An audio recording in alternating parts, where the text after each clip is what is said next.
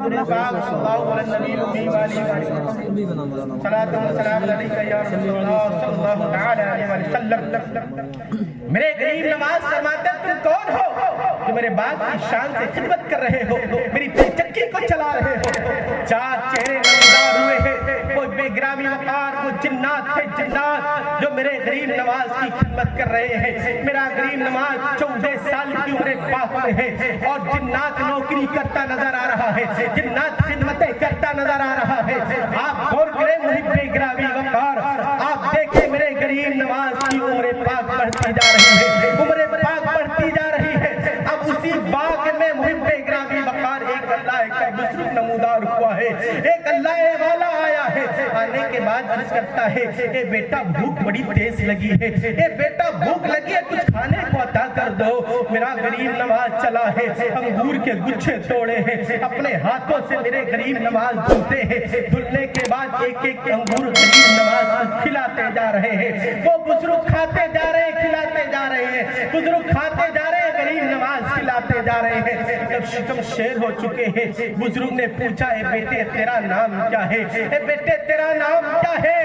آپ فرماتے ہیں مجھے دنیا امام حسن کے نام، مجھے دنیا حسن کے نام سے جانتی اور پہچانتی ہے۔ پھر بزرگ نے فرمایا بیٹا تیرا کون سا خاندان ہے، تیرے خاندان سے تو کون خاندان سے تعلق رکھنے والا ہے؟ میرا غریب فرماتا ہے میں سادات کے خاندان سے تعلق رکھتا ہوں، میری ماں بھی سیدہ ہے، میرا باپ بھی سید ہے، میرا باپ حسین سید ہے، میری ماں حسن سید ہے۔ اب اس بزرگوار نے اپنے اندر سے اپنی صدری سے روٹی کا آدھا ٹکڑا نکالا ہے اور نکالنے کے بعد غریب نواز کے دستے مبارک پر رکھا ہے۔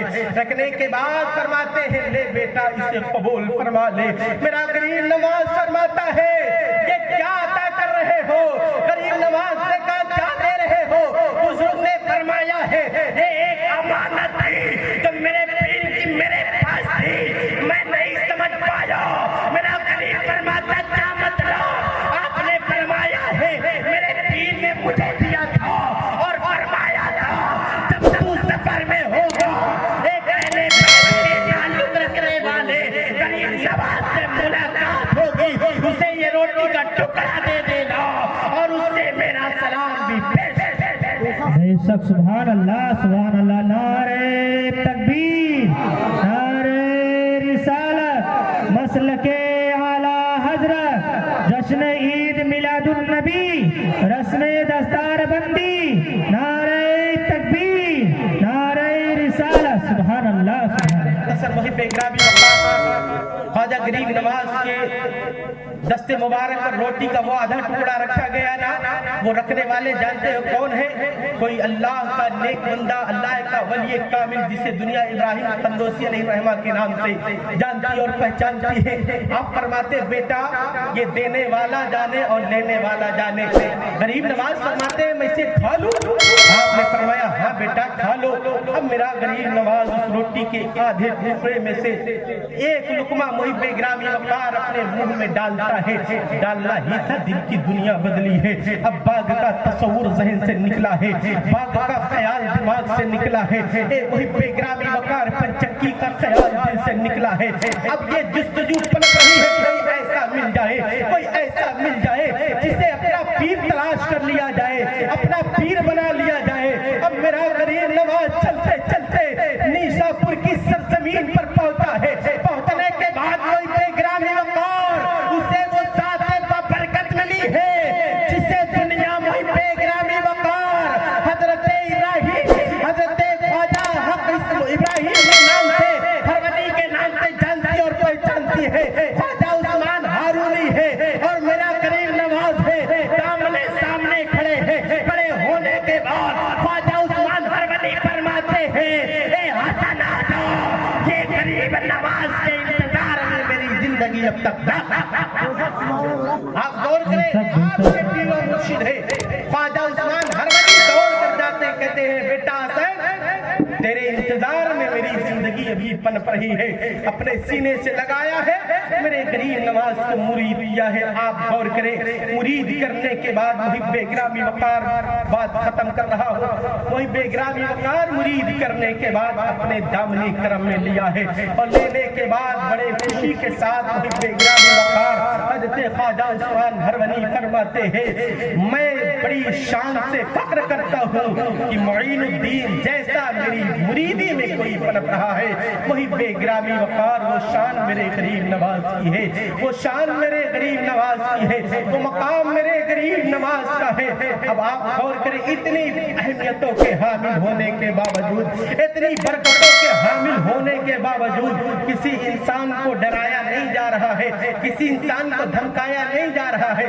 لیکن آج کی تاریخیں اٹھا کر دیکھ لیں, کم پڑھے ہوئے لکھے ہوئے طبقے والے جن کے پاس تھوڑا وقار مل جاتا ہے, جن کو تھوڑا سی رفاقت مل جاتی ہے, جسے تھوڑا سا عہدہ مل جایا کرتا ہے, وہ اپنے آپ میں رہنے کے قابل نہیں رہا کرتے ہیں. میں جب سے آیا ہوں میری نگاہیں دیکھ رہی ہے, ایک ذات پر میری نگاہیں ٹکی ہوئی ہے جسے دنیا کوئی اور بھی بات میری ختم ہو گئی ہے. اب کچھ 1-2 منٹ کی باتیں رہ گئی ہے. میں جو اپنے دل میں محسوس کر رہا ہوں, دل کی محبت پیش کر رہا ہوں. آپ غور کرنا, جب سے میں نے محب گرامی وقار آل رسول سید غلام حسین صاحب کی ذات کو دیکھا ہے, ان کے اخلاق کو دیکھا ہے, ان کی ذات برکت سے میرا سابقہ ہوا ہے, میرا چہرہ ان کے چہرے کے سامنے ہوا ہے. میں توبہ کرتا ہوں غریب نواز کے صدقے بروز قیامت میدان قیامت میں جب میں پریشان ہو جاؤں تو آل رسول کے چہرے کے صدقے مجھ غریب کی بخشش کی سبب. سبحان اللہ, نعرہ تکبیر, نعرہ رسالت, مسلک اعلی حضرت. سبحان اللہ. میری نگاہیں دیکھ رہی ہے, پوسٹر پر بھی لکھا ہوا ہے, میں نے پڑھا بھی ہے کہ اللہ تبارک و تعالیٰ نے زیادہ اسلام حضرت کو بڑی شخصیت کا مالک بھی بنایا ہے. میں آتے ہی پہلے حضرت امام الدین صاحب سے عرض کیا, بتائے سید صاحب تشریف فرما ہوئے کہ نہیں؟ آپ نے بیان دیا کہ کہیں ہے, کسی میٹنگ میں ہے, میٹنگ سے ہو کر کے انشاءاللہ تشریف لائیں گے. آپ غور کر, جو اتنی مصروفیات زندگی گزار رہا ہو اور علماء کے سامنے کھڑے ہو کر کے اپنے ہاتھوں سے کبھی پانی دے رہا ہے, کبھی لوگوں کے گلے میں پھولوں کا ہار ڈال رہا ہے, اور لوگوں کے سامنے میں بیٹھ کر کے اس شان سے اپنے وجود کو برقرار رکھا ہوا ہے. ایسا لگتا ہے کہ انجمن کے ستاروں میں کوئی ایسی تابنات کری آ گئی ہے, لوگ ستاروں کی طرح بیٹھے ہوئے ہیں اور آتے گلاب کی طرح دیکھ رہے ہیں. ارے کہتے کیوں نہ, بریلی کا امام فرماتا ہے تیری نسل پاک میں ہے بچہ تو ہے اہل نور تیرا سب گھرانا. سبحان اللہ, سبحان اللہ, بہت خوب. تیری نسل پاک میں ہے بچہ بچہ نور کا, تو ہے اہل نور تیرا سب گھرانا نور کا. آپ غور کریں, اتنے وجود کے باوجود حضرت کا اخلاق اتنا اچھا ہے, اتنی سادگی کے حامل ہے. پتہ یہی چلتا ہے جو اللہ والے ہوا کرتے ہیں, جو قرب والے ہوا کرتے ہیں, انہیں کسی وعدے کی ضرورت نہیں ہے, بلکہ وہ جنگل میں رہ کے منگل آباد کرتے ہیں. بے شک, بے شک.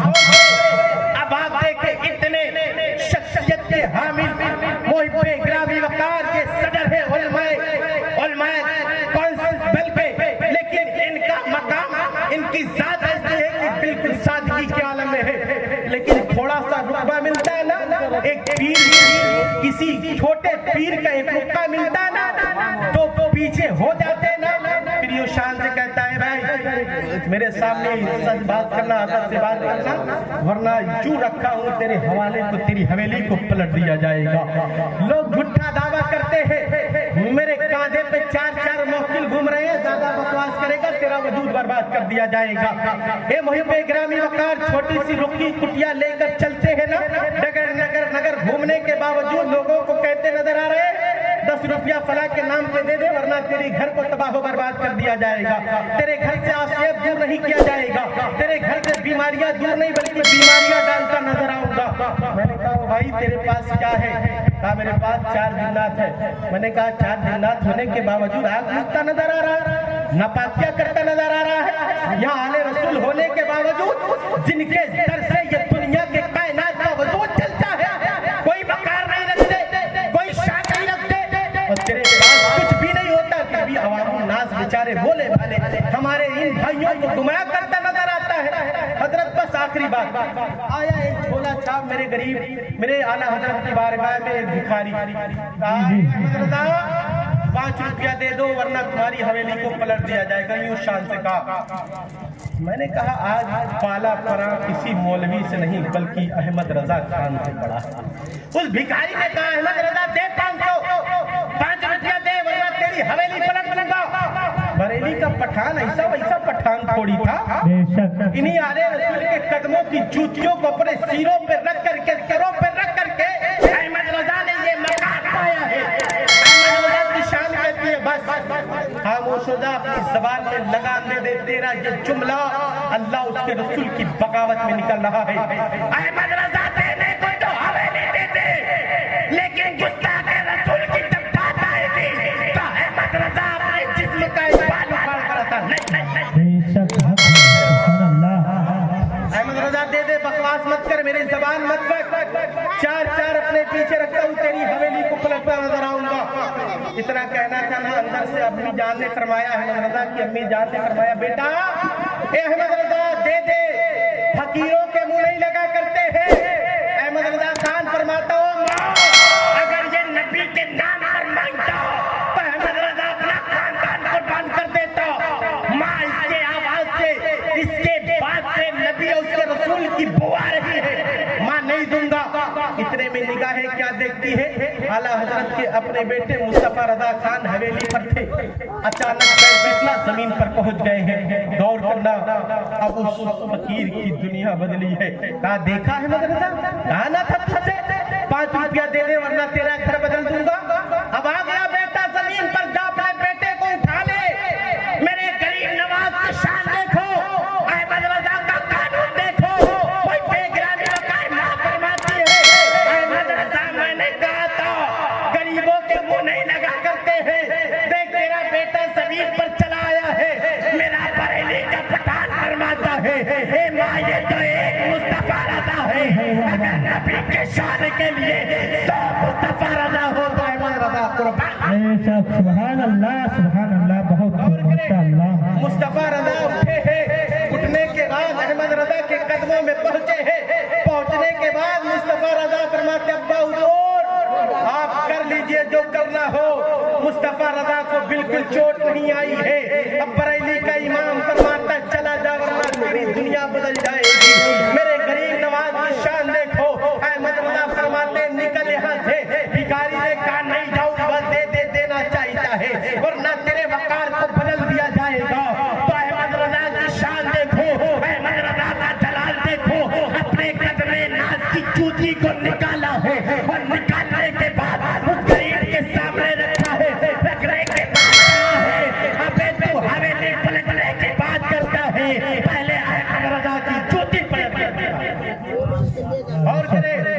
اعلیٰ حضرت فرماتے تو حویلی پلٹنے کی بات کرتا ہے, پہلے احمد رضا کی چوٹی پلٹ کر دکھا دے. اب اس فقیر نے اپنا داہنا ہاتھ لگایا ہے, پوری طاقت لگائی ہے, اٹھا نہ سکا ہے. دوسرا ہاتھ لگایا, اٹھا نہ سکا ہے.